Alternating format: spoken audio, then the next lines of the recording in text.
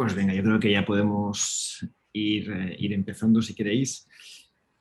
Bienvenidos a todos. Gracias a Masar, gracias a Antonio, gracias Miguel Ángel. Bueno, desde la Cámara de Comercio Francesa otra vez en un webinar, pero estamos a punto de volver a empezar cosas más físicas y quizá un poco más próximas en poco tiempo. Pero bueno, este formato seguro que seguirá porque nos parece súper interesante, súper útil, muy flexible a veces para temas muy concretos como el de hoy. Y bueno, una pequeña introducción, pero sí que es cierto que siempre me gusta ponerlo un poco en perspectiva, ¿no? Yo creo que hoy vamos a analizar cómo, así a primera vista, algo de hace 5 años nos puede volver al presente, muy presente, como unas medidas que en su momento pues, recordamos en el 2016 con un déficit público que nos parecía muy elevado, del 99,4% en el 2016, pues para recordar, estamos actualmente en el 125% de déficit. No son las mismas épocas, pero sí que es cierto que para esos momentos en los que teníamos también una presión a nivel europeo, pues había una cierta presión también de las instituciones de la administración pública para atajar ese déficit. Y una de las medidas de nuestro superministro Montoro, que también se está durando durante mucho tiempo porque, bueno, heredamos los presupuestos durante muchas legislaturas, pues, bueno, pues pareció que, en todo caso, en su momento ya recordamos algunas palabras de la COE, de los empresarios, bueno, pues hablando un poco de bueno, en todo caso, la extrañeza de esas medidas y de la posible inconstitucionalidad, cosa que con el tiempo pues, se ha visto que podía tener recorrido, y en ese sentido nos ha parecido súper interesante ahora que está a punto bueno, que tenemos una fecha, sobre todo para el año 2016, en la que tenemos que actuar o no. Eso lo vamos a ver ahora con nuestros amigos y socios Mazar, pues ver de qué manera eso influye en las empresas, qué podemos hacer, qué recorrido tiene y de alguna manera, pues, bueno, de qué se trata ese recorrido que tiene en los tribunales la inconstitucionalidad del Real Decreto en cuestión. Así que nada, en todo caso, muchas gracias por asistir. Cedo la palabra, creo que a Miguel Ángel, no sé si a Antonio, pero en todo caso a vosotros dos. A los dos. Como queráis, como queráis. El objetivo básicamente es dividir la exposición en lo que son los aspectos materiales, en lo que consistía el Real Decreto Ley 3/2016 y en última instancia cuáles son los mecanismos procedimentales en el caso de que la empresa en cuestión quiera tomar medidas al respecto. Con lo cual, Miguel Ángel, si quieres comenzar. Pues sí, comienzo. Bueno, muchas gracias en primer lugar a la Cámara Francesa por la organización de este webinar y en especial a Cristian y a Carlos, ¿no?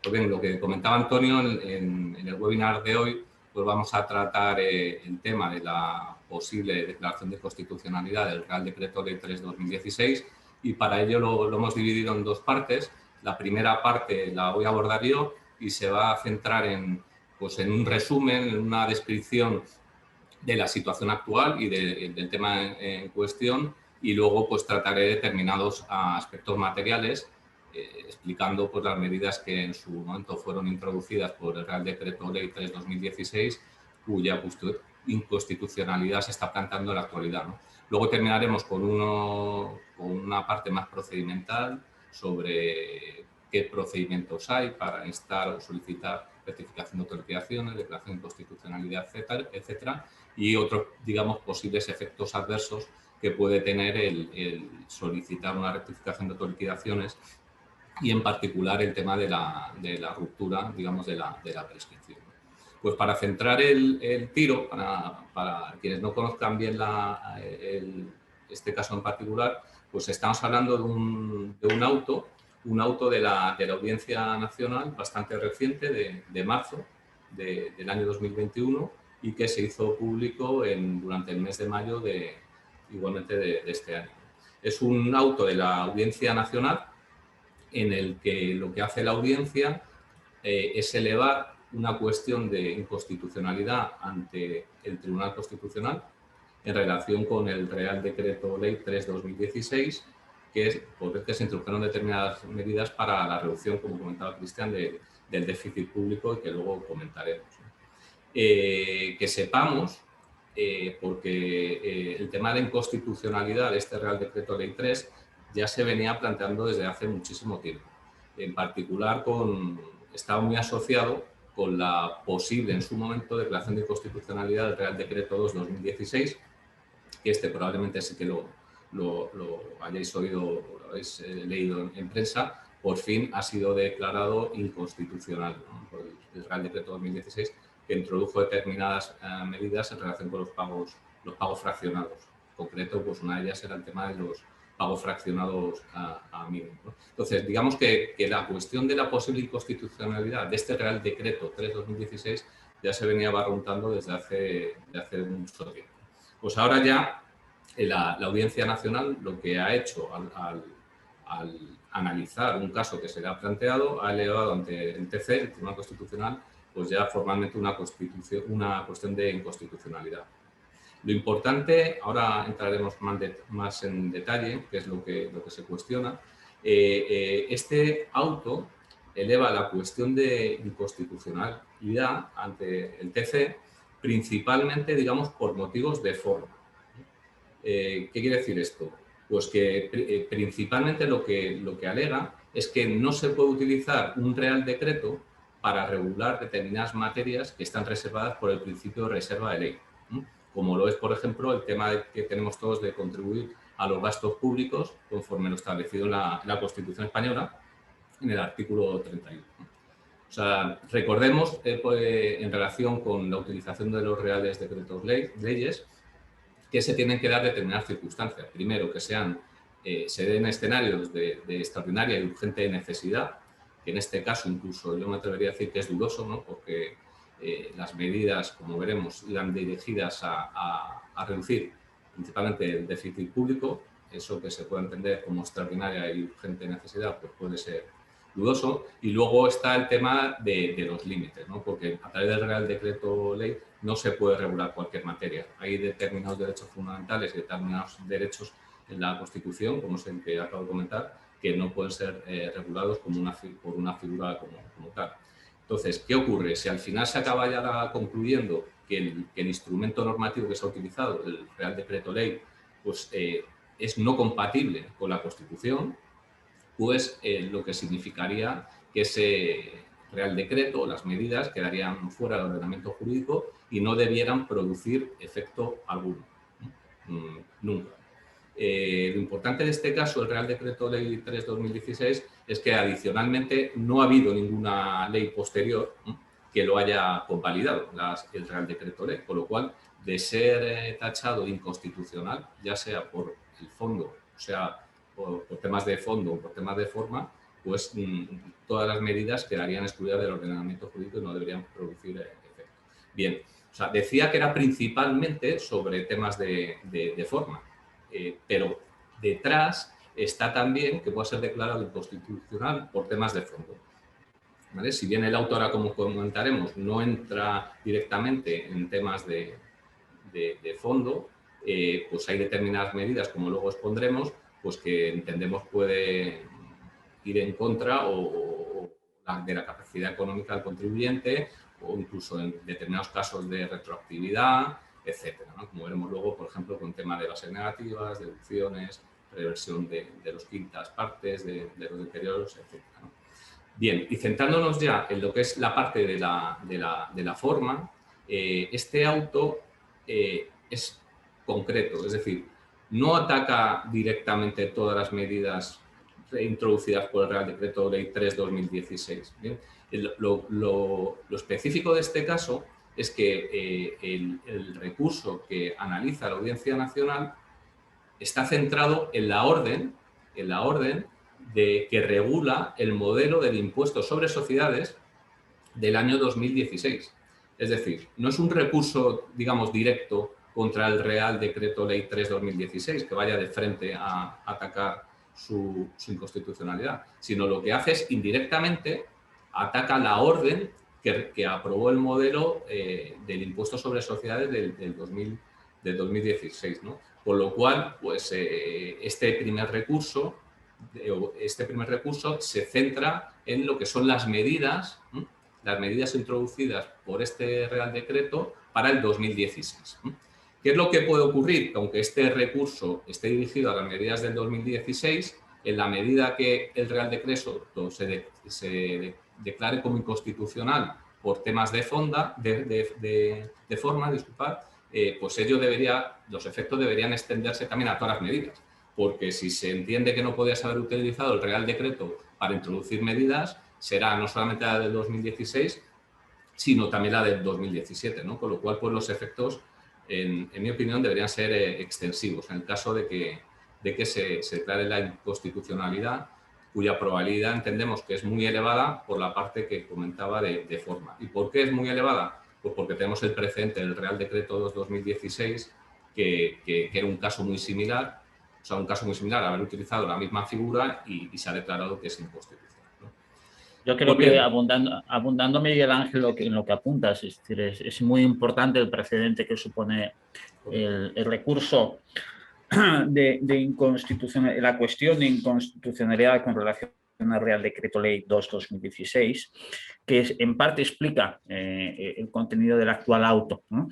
El precedente inmediato, que es este recurso o esta cuestión de inconstitucionalidad con relación al Real Decreto Ley 2-2016, atacaba los dos aspectos. Los aspectos formales en cuanto a la utilización del Real Decreto Ley como figura adecuada o no para introducir modificaciones a la normativa tributaria, y, en segundo lugar, los aspectos materiales de fondo en cuanto a si esas medidas introducidas por el Real Decreto Ley 2-2016 incidían o vulneraban el principio de capacidad económica. Bien, el Tribunal Constitucional declaró inconstitucional el Real Decreto Ley 2-2016 atendiendo exclusivamente a las cuestiones formales, atendiendo exclusivamente a la idoneidad, o en este caso inidoneidad del Real Decreto Ley como figura jurídica para introducir estas medidas. ¿Esto qué quiere decir? Que las cuestiones materiales de fondo del Tribunal Constitucional las soslayó, no quiso entrar en ese debate, se quedó solamente en los aspectos formales, y eso explica que el actual auto del Real Decreto Ley 3-2016 ya no mencione los aspectos materiales y se centre exclusivamente en los formales. Es decir, la pista que tenemos en el procedimiento del Real Decreto Ley 2-2016 nos explica mucho el por qué el actual auto del 3-2016 solo se centra en los aspectos formales. Correcto. Perfecta la apreciación, y solamente añadir que es cierto que este auto se centra en tema exclusivamente de forma, pero está pendiente por ver el resto de recursos que llegan a la Audiencia Nacional en qué términos están planteados, ¿no? Por lo que conocemos y sabemos, pues hay muchos recursos que están también centrados en el tema de la capacidad económica, ¿no? Y entrando pues en contexto, para entender el contexto en el que nació el Real Decreto 3-2016, pues como bien decía Cristian, estamos en un contexto en el que la economía española se venía recuperando desde el año 2013, ¿no? Y bueno, pues lo que se pretendía con estas medidas principalmente fiscales, pues era la reducción del déficit público, ¿no? Para tratar de ajustarse, entre otros, a las exigencias que teníamos por entonces de la Unión Europea de déficit público, ¿no? Entonces, para conseguir este objetivo, pues se elaboró este Real Decreto, que digamos es muy expansivo, que abarca muy diversas medidas y en distintos impuestos, ¿no? Y que en relación con el impuesto sobre sociedades, lo que buscaba principalmente es un ensanchamiento de bases imponibles, adelantar el pago de impuestos, pues todo ello con la finalidad, digamos, de consolidar las finanzas públicas, ¿no? Y adicionalmente, pues se introdujeron, aparte del IES, se introdujeron otra serie de medidas que afectaban a otros impuestos, ¿no? Entonces, entrando en lo que eran las propias medidas del año 2016, ¿no? Que son las que ataca este primer auto, pues cabría destacar cuatro, ¿no? Cabría destacar que son las cuatro principales, ¿no? Y son las que están reguladas en artículo 3 primero del Real Decreto. La primera es el límite a la compensación de bases imponibles negativas, ¿no? En aquellos momentos lo que se estimó necesario era, digamos, conseguir mayores recursos de aquellas empresas que el Poder Legislativo entendió que podían tener una mayor capacidad adquisitiva o económica, ¿no? Entonces se cifró el límite de cifra de negocios en 20 millones de euros durante el año anterior, ¿no? Entonces, en función de la cifra de negocios que hubiera tenido en el año anterior, pues si estaba entre 20 millones y 50 millones de euros de cifra de negocio, el límite de bases imponibles negativas que podían aplicar era el 50.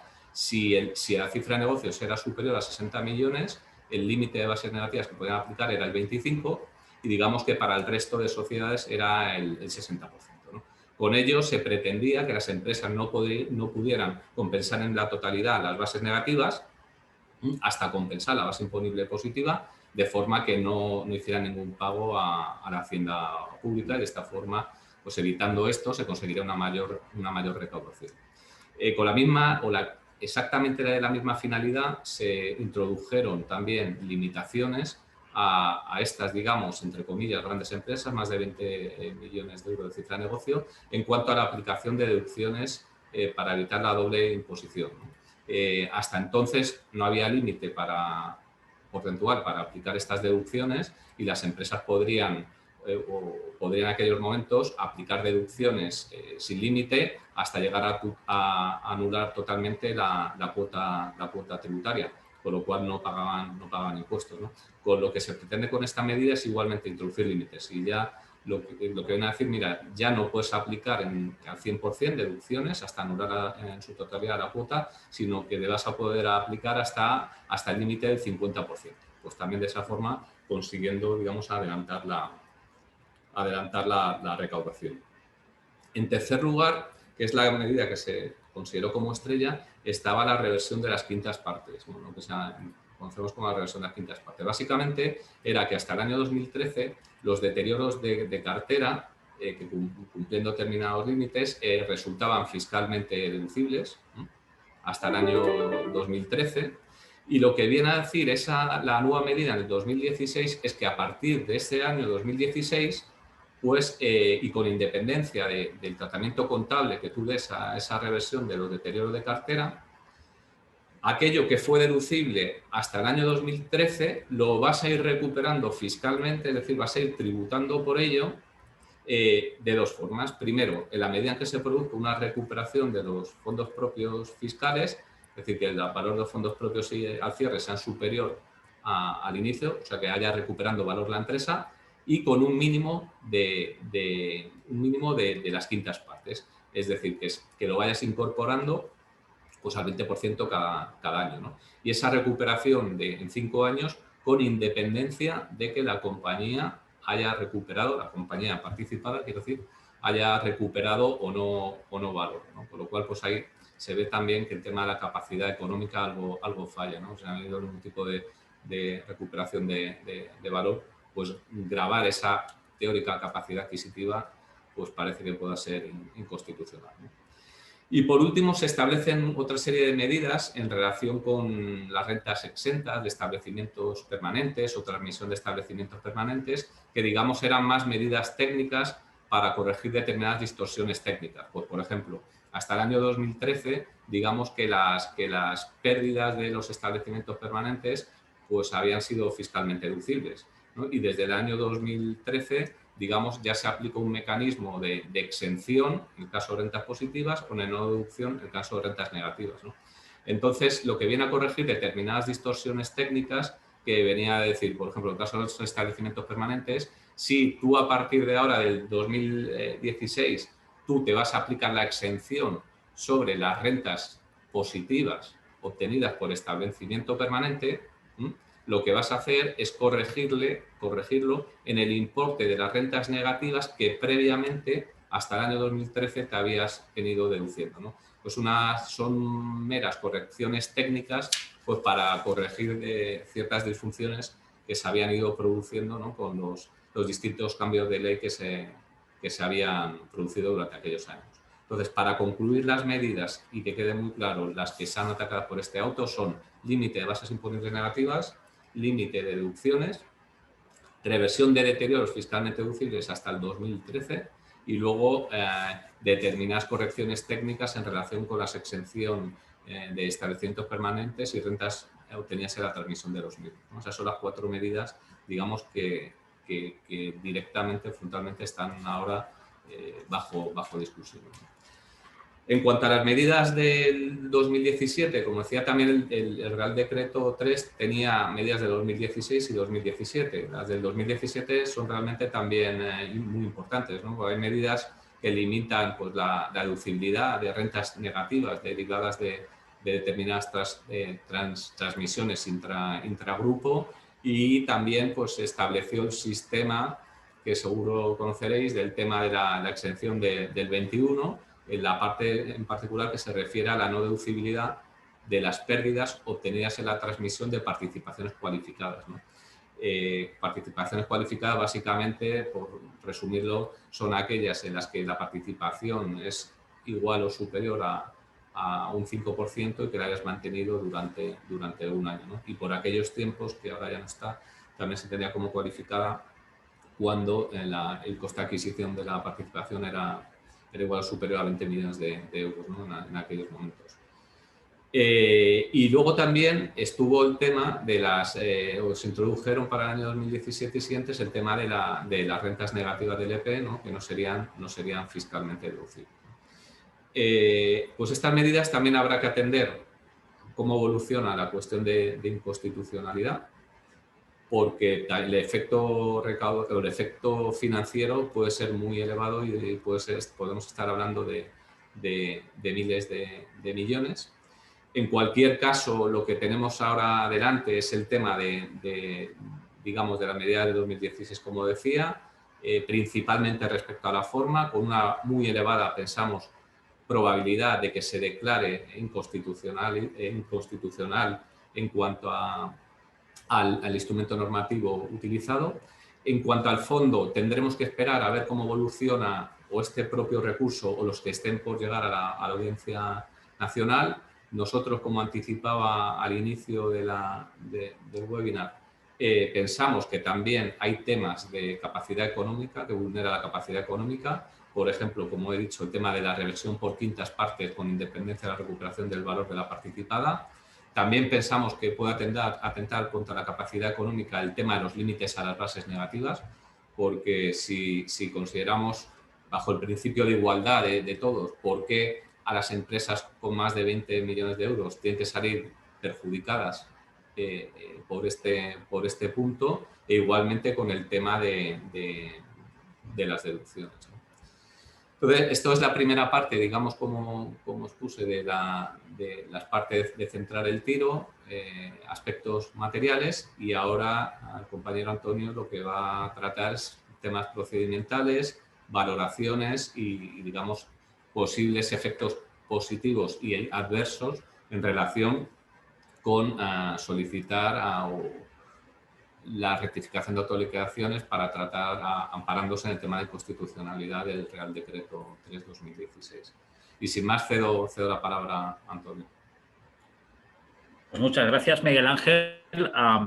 Y reitero mi agradecimiento a Cristian, Carlos y a los compañeros de la Cámara de Comercio. Creemos que siempre es bueno compartir con todos vosotros estas novedades, estas inquietudes y sobre todo ayudar a todas las empresas a salvaguardar sus intereses dada la situación de movimientos constantes en materia tributaria, que hace que pues el cumplimiento de la normativa cada vez sea más complejo y sobre todo la reacción por parte del contribuyente ante estas situaciones pues, es muy importante, ¿no? Venga, pues vamos a centrar entonces la cuestión una vez explicados los antecedentes inmediatos y en qué consistían las medidas tributarias introducidas por el Real Decreto Ley 3/2016. Vamos a centrar el tiro ahora en el ahora qué, es decir, muy bien, estamos situados, por lo tanto sabemos qué empresas pueden estar afectadas por esta cuestión de inconstitucionalidad.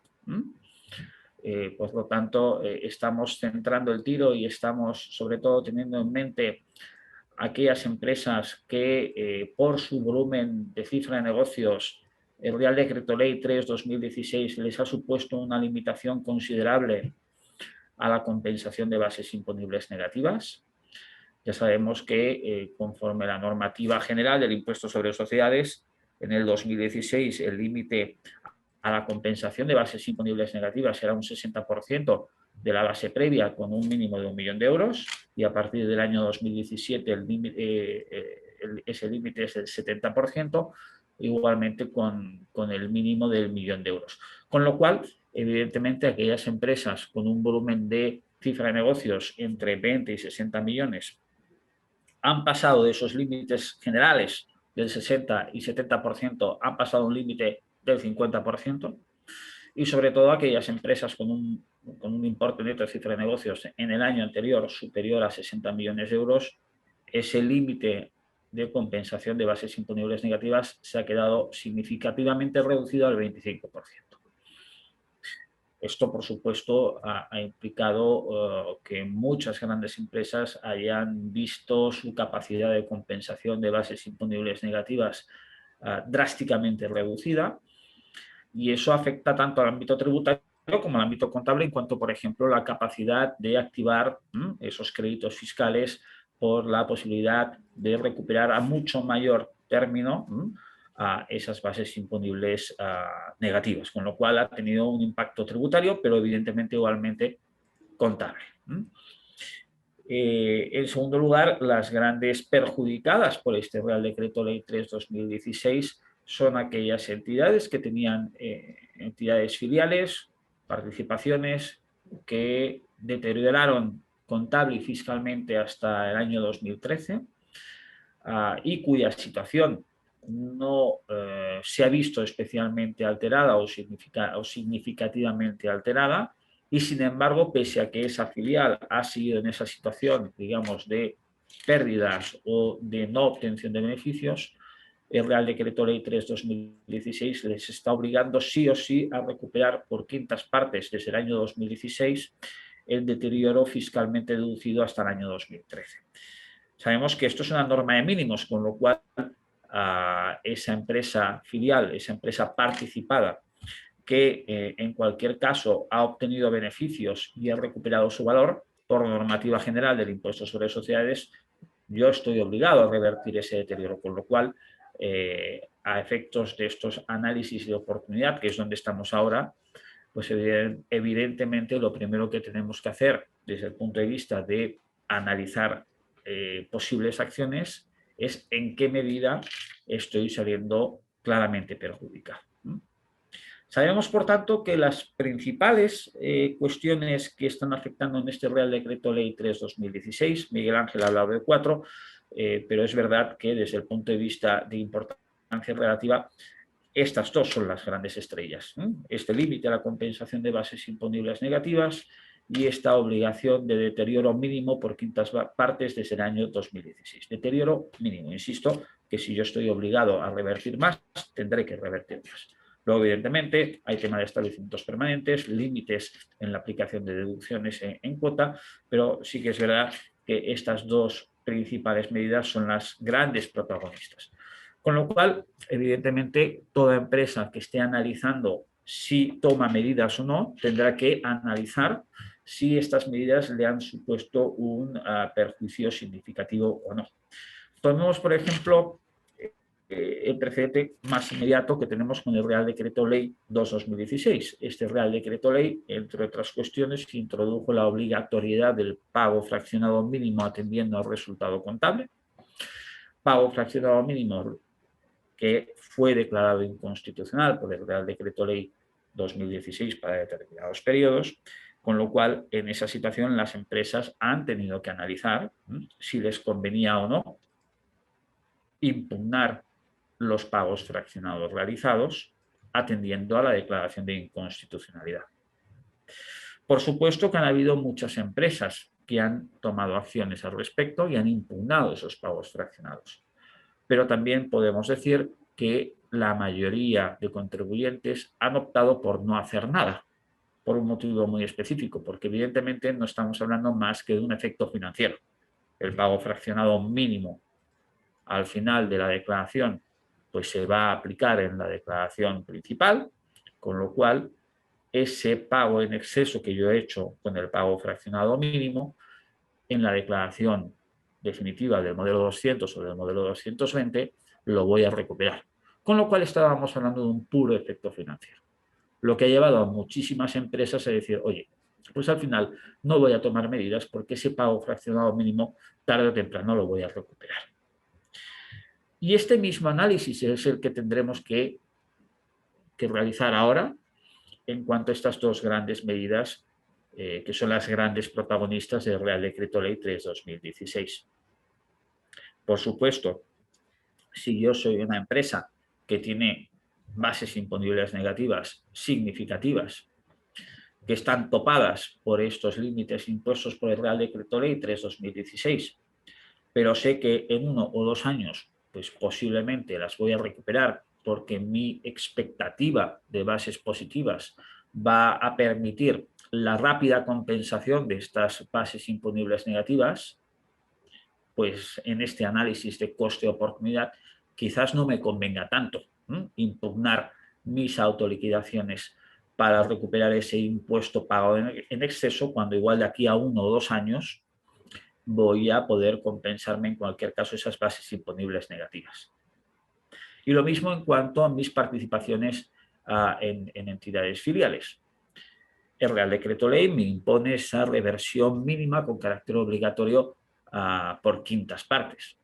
¿Eso qué significa? Significa que en ese análisis de coste-oportunidad, si yo soy consciente de que igual con aplicación del Real Decreto Ley 3/2016 he tenido que hacer esta reversión mínima, pero sé que en la actualidad mi entidad participada ha obtenido beneficios sobrados que en cualquier caso me hubieran obligado o me obligarían a revertir ese deterioro, pues quizás evidentemente no me va a merecer la pena impugnar mi autoliquidación para obtener una devolución de ingresos indebidos, cuando sé que positivamente de aquí a 1 año o 2 años o quizás el año pasado, con la aplicación de la norma general, yo hubiera tenido que revertir ese deterioro.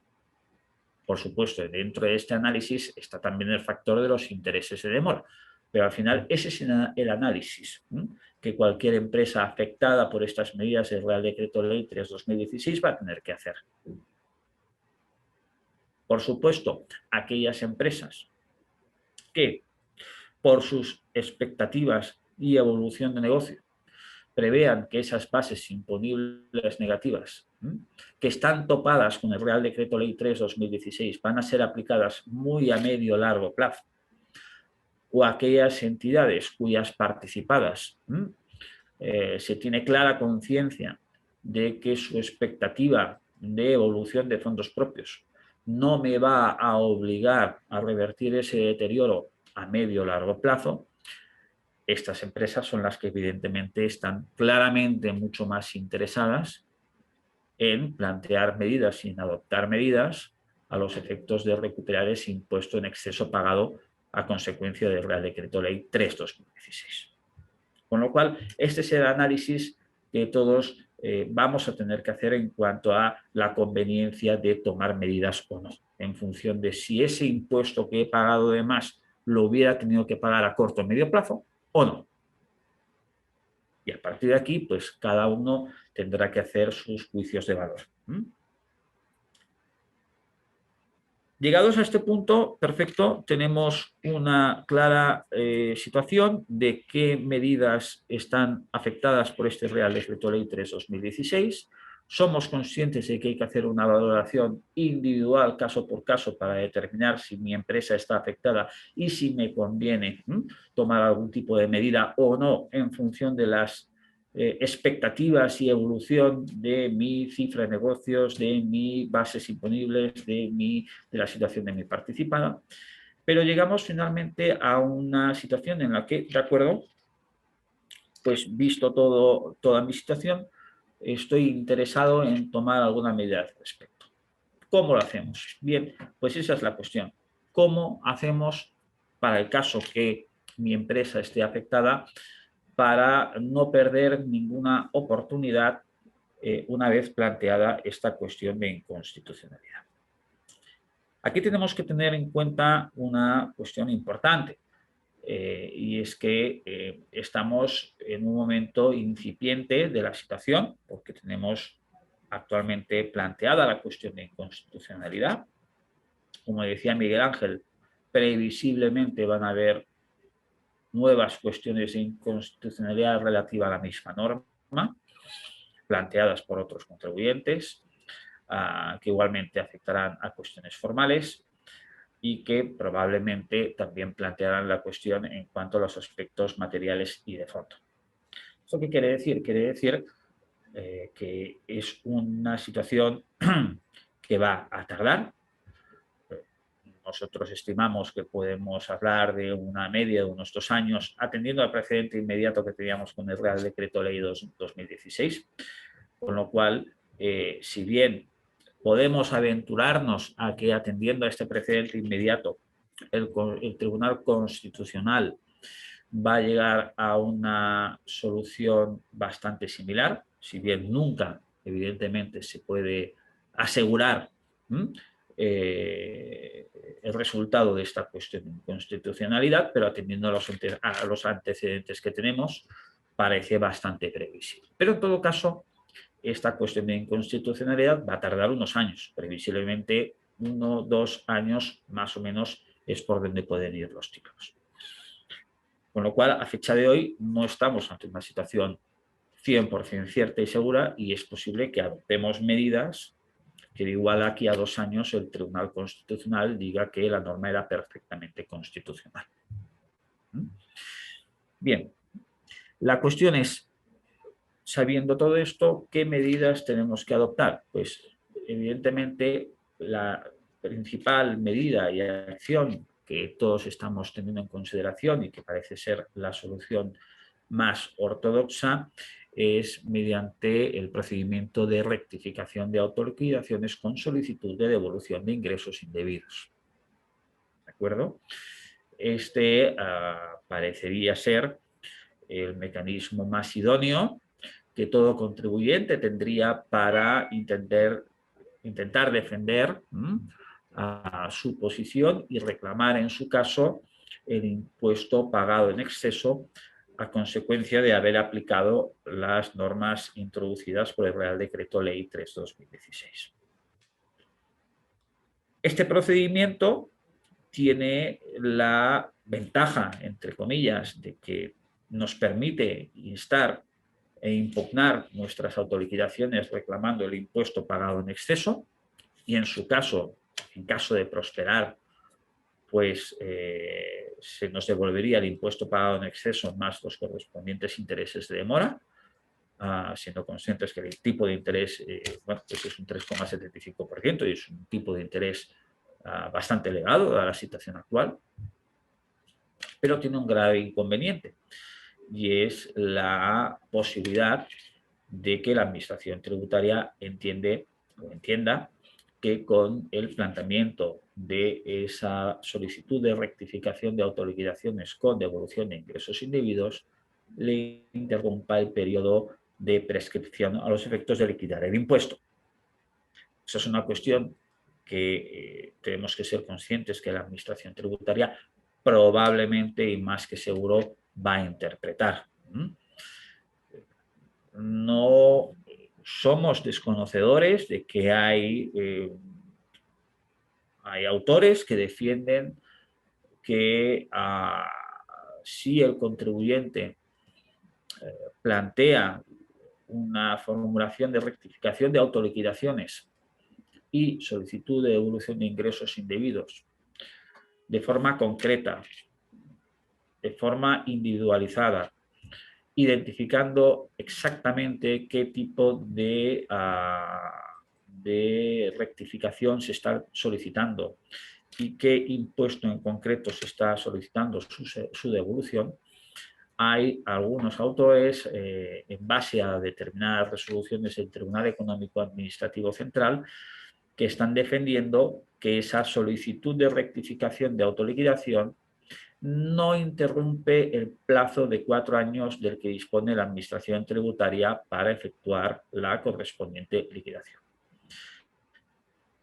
No obstante, entendemos que esa interpretación probablemente, más que seguramente, no va a ser seguida y aplicada por la Administración tributaria, con lo cual la posición con la que debemos de partir es, en todo caso, que esta formulación de solicitud de rectificación de autoliquidación va a ser interpretada por la Administración tributaria como un acto del obligado tributario tendente a la liquidación del tributo y, por lo tanto, va a ser interpretado por la Administración tributaria como una actuación que va a interrumpir el derecho que tiene la Administración para liquidar. Con lo cual hemos de ser conscientes que si formulamos una rectificación de autoliquidación del año 16, 17, 18, 19, pues hemos de partir de la consideración de que eso va a permitir, en un escenario normal, a la Administración considerar interrumpido el cómputo del periodo de prescripción. Lo que va a significar que, por ejemplo, en el año 2016, que está a punto de prescribir en fecha 25 de julio de 2021, si formulamos una rectificación de autoliquidación antes de esta fecha, perfecto, habremos interrumpido por nuestra parte la prescripción al derecho a formular esa devolución de ingresos indebidos para con el año 2016, pero de igual forma la Administración va a entender que va a tener 4 años más para revisar el año 2016. Eso, por tanto, hemos de ser plenamente conscientes. Dicho lo cual, aquí de lo que hemos de ser igualmente conscientes es las posibles estrategias que un contribuyente puede plantear en cuanto a los años que estén siendo objeto de inspección, si es que hay alguna inspección en curso con relación a los años 2016, 17 en adelante, y aquellos otros años que no están siendo objeto de inspección, que no están siendo objeto de actuaciones de comprobación e investigación, y en qué medida me conviene plantear una solicitud de rectificación de autoliquidación con ese efecto perverso que decimos en cuanto a la interrupción del cómputo de la prescripción y la posible sentencia que pueda venir de aquí a 1, 2 o 3 años, ¿no? Hemos de ser conscientes en este sentido de aspectos de establecer posibles estrategias, que la prescripción para esos supuestos de periodos que no están siendo objeto de comprobación, hemos de ser conscientes que la prescripción se va ganando año tras año. ¿Qué quiero decir? Que desde el punto de vista de estrategia,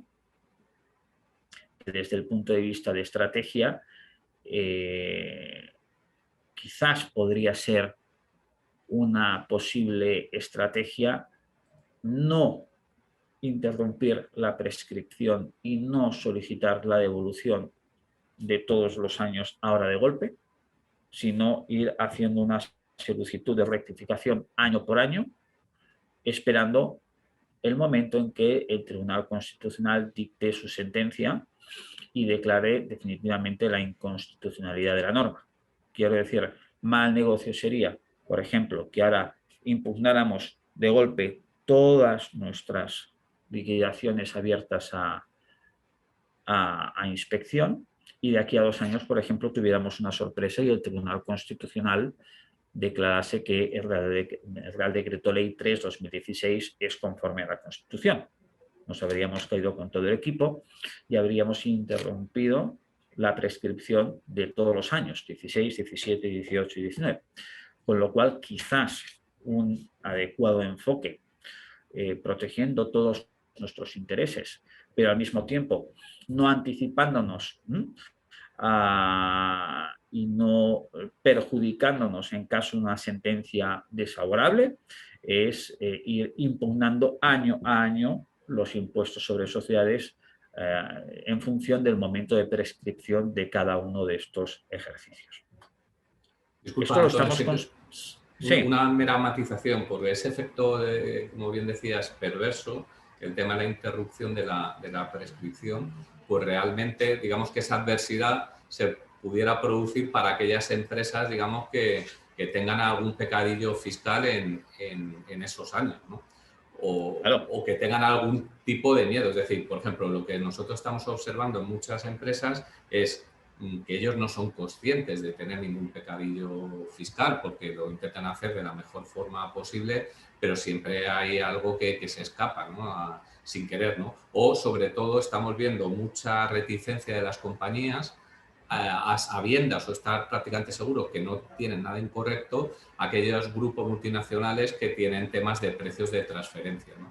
Porque los temas de precio de transferencia generan mucha litigiosidad, especialmente con la inspección, ¿no? Pues que al final lo tengas como lo tengas, pues van a pretender, bueno, no siempre, ¿no? Pero en muchos casos acaban pretendiendo alguna regularización por tema de precio de transferencia, en especial tema de management fee, etcétera, ¿no?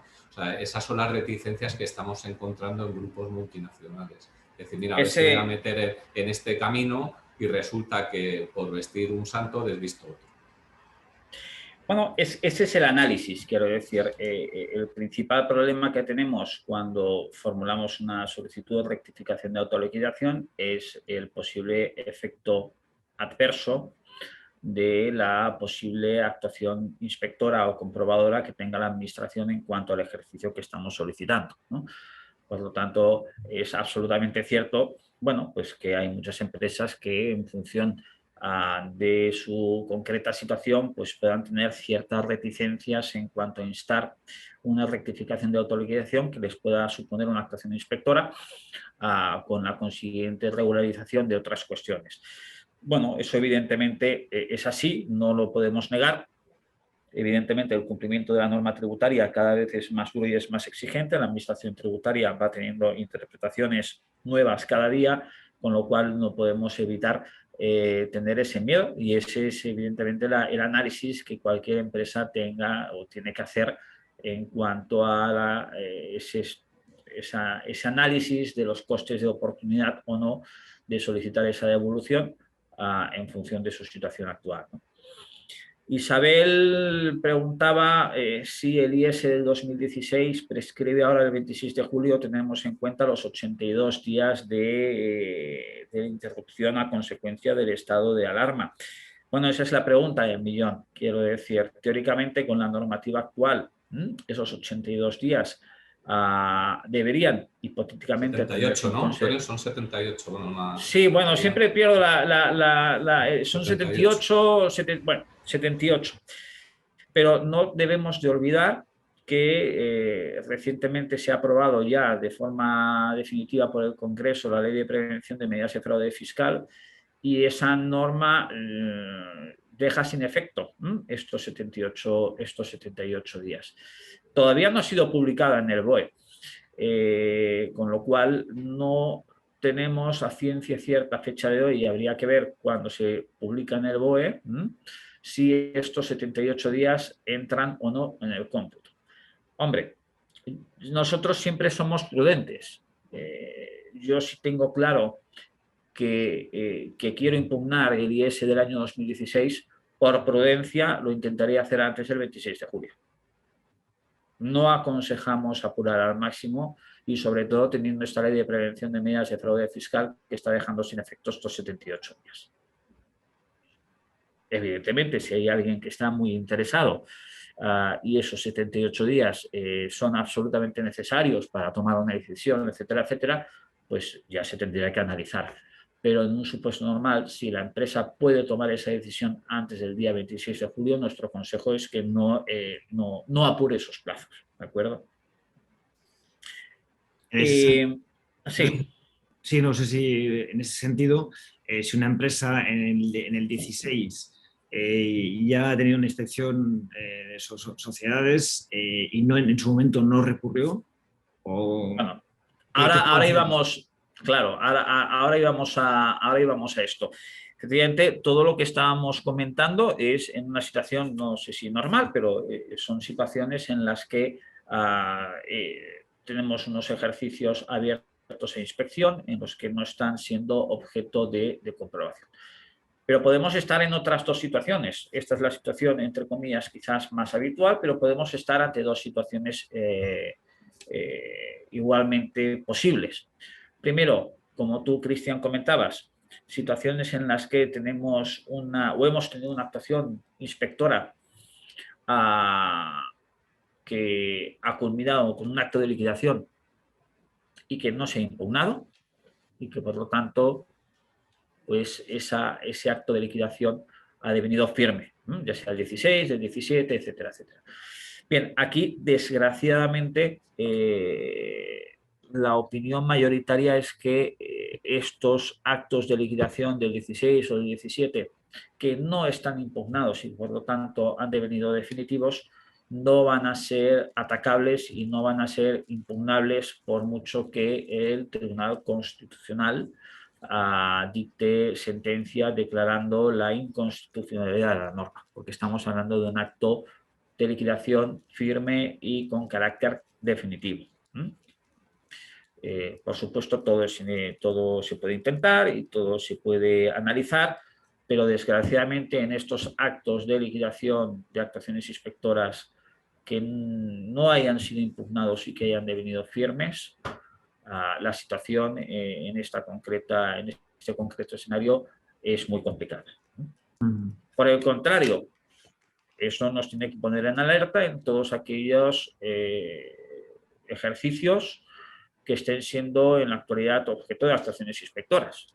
Pues evidentemente, si mi empresa está siendo objeto de una actuación inspectora hoy con relación al año 2016, 17, 18, etcétera, y yo estoy afectado por estas medidas, evidentemente y por supuesto, aquí puedo defender ya la inconstitucionalidad de esta norma y ante el acto de liquidación que me imponga la administración tributaria, pues entablar todas las acciones de recurso, reclamación económico-administrativa y posterior recurso contencioso administrativo, a fin y efectos de que finalmente mi acto de liquidación pueda intentar recoger los efectos de una eventual declaración de inconstitucionalidad por parte del tribunal de aquí a 2 años.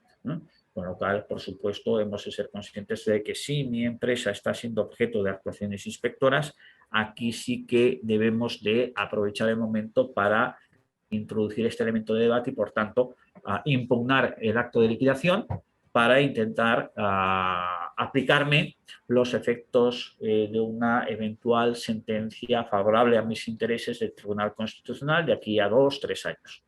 Por supuesto, si estoy siendo objeto de unas actuaciones inspectoras y ese acto de liquidación no lo impugno y es consentido por mi parte y ese acto de liquidación deviene firme, volvemos a estar en la situación anterior. Difícilmente, va a ser muy difícil que en cuanto a una posible declaración de inconstitucionalidad de aquí a 2 o 3 años, pues yo me pueda intentar beneficiar de esos efectos porque no he impugnado ese acto de liquidación.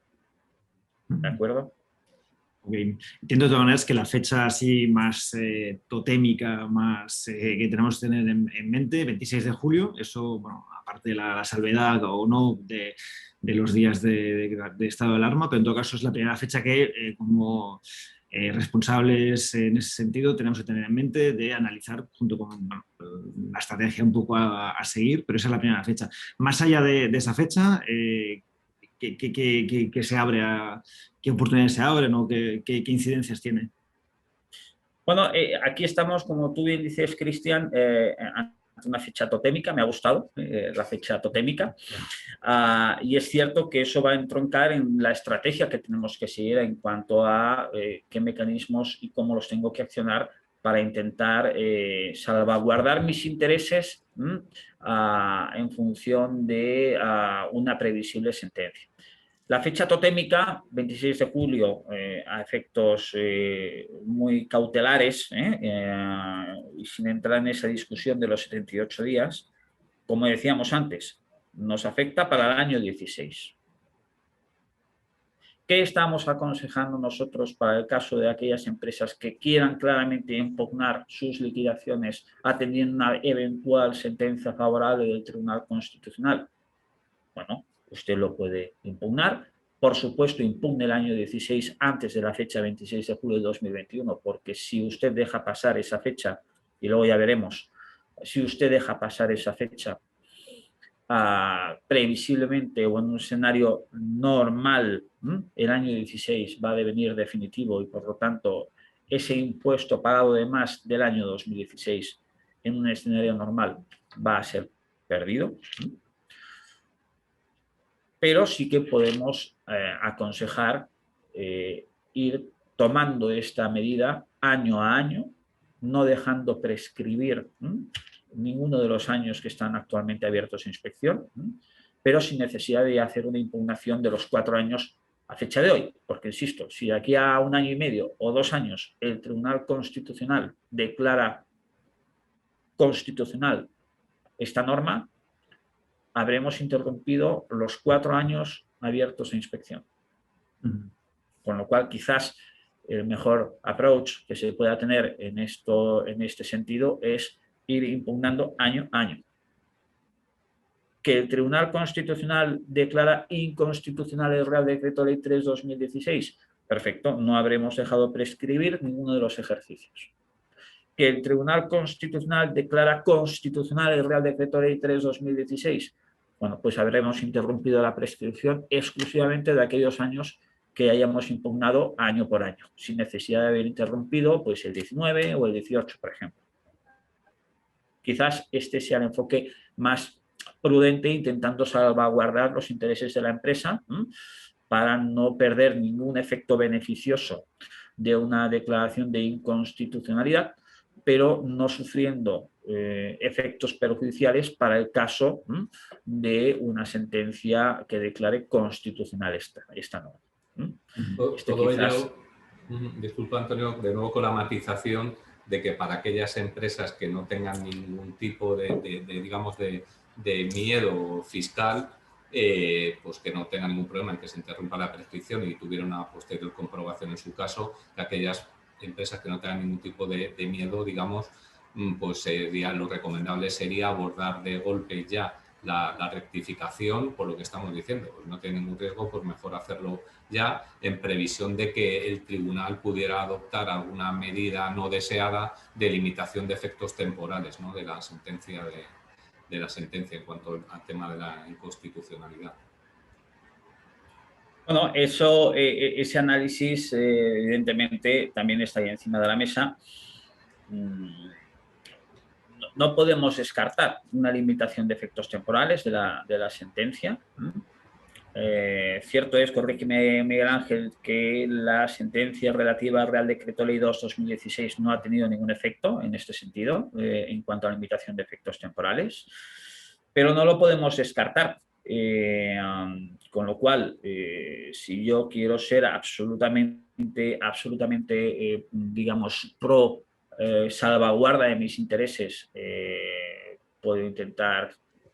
puedo solicitar la rectificación ya de los 4 años abiertos a inspección, pero es verdad que hoy en día el hecho de que no tenga ningún tipo de miedo a una actuación de comprobación y a una posible regularización, pues tal como está la normativa y tal como está la inspección, pues yo creo que ese resquemor pocos nos vamos a librar, pero bueno, ese es el análisis que se puede tener en consideración.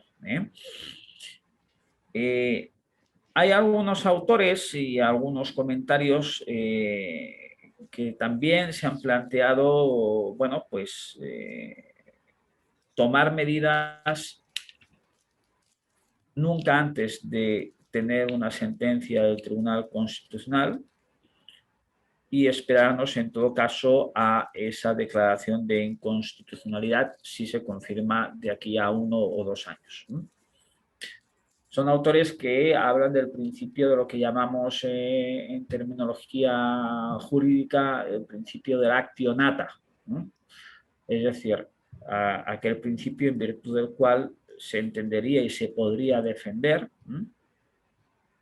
que el plazo de los 4 años no nace sino hasta el momento en que, en virtud de esta sentencia, en su caso, se confirmase que yo tenía una acción para solicitar la rectificación de la autoliquidación y con ello la solicitud de devolución de ingresos indebidos. Esto es una interpretación, una doctrina que se basa en algunas sentencias del Tribunal Supremo, pero hay que cogerla con prudencia, ¿no? Es decir, es una teoría que está fundamentada, insisto, en base a algunas sentencias del Supremo para unos casos muy concretos y muy específicos, ¿no? Y que no tenemos la garantía ni la seguridad de que en este caso pueda ser aplicable.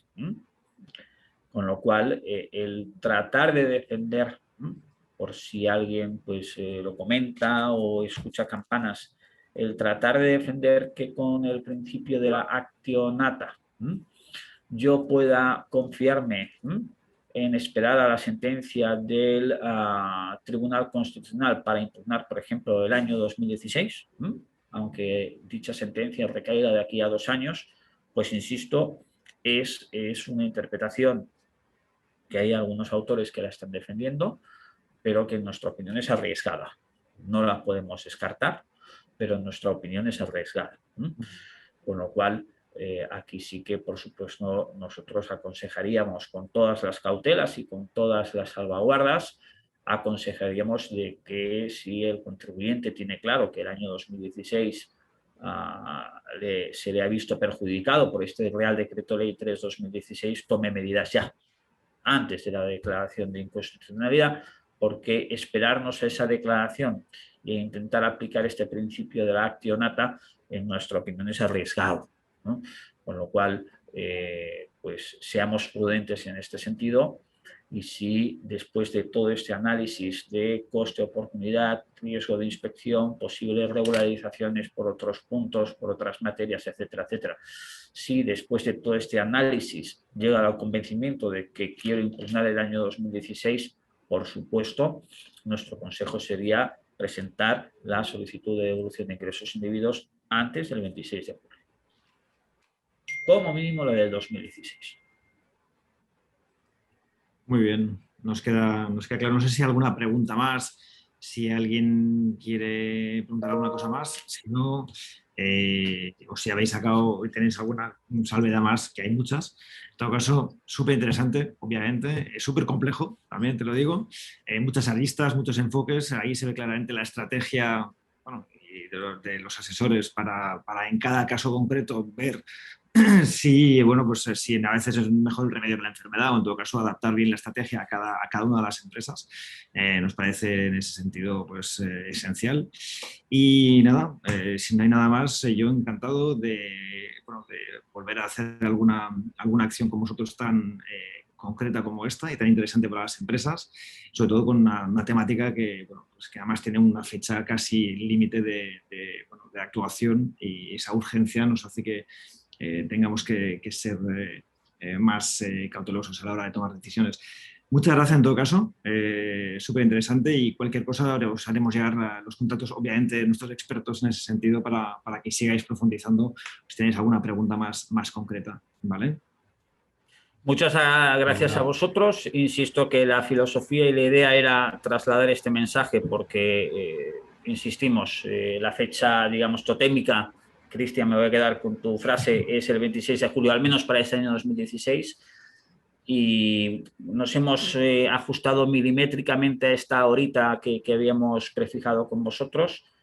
Si tenéis a cualquiera de los participantes ahora en 5 minutos cualquier duda, pues encantados de asistiros, y si no, pues muchísimas gracias a todos por vuestra asistencia, encantados de ayudaros en cualquier cuestión que podáis tener al respecto. Y por supuesto, Cristian, encantados de colaborar con vosotros en este tipo de acciones que yo creo que todos los agradecemos. Igualmente. Muchas gracias, Antonio, muchas gracias, Miguel Ángel. Muchas gracias Muy a bien. todos. Pues un saludo a todo el mundo. Adiós. Adiós. Adiós, adiós. Hasta luego. Adiós, adiós.